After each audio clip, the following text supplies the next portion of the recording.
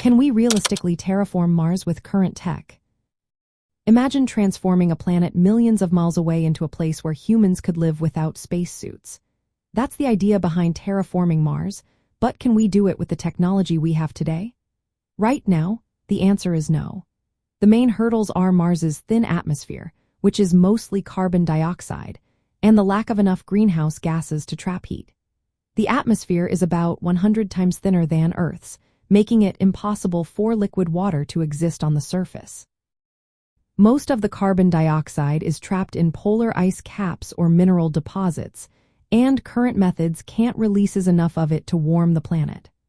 Over billions of years, Mars has lost much of its atmosphere to space, so naturally restoring it is a huge challenge. Some ideas have been proposed to start the process.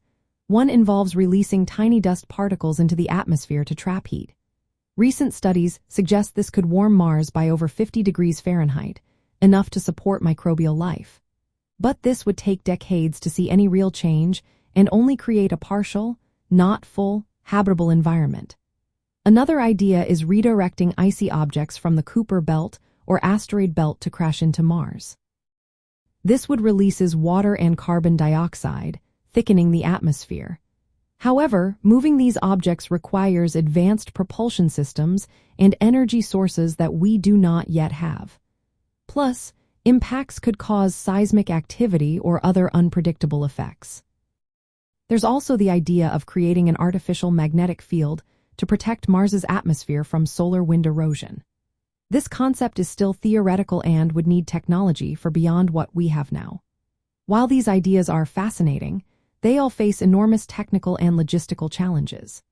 Building large-scale systems to warm the planet or protect its atmosphere would cost billions of dollars and take many decades, if not centuries, to develop and implement.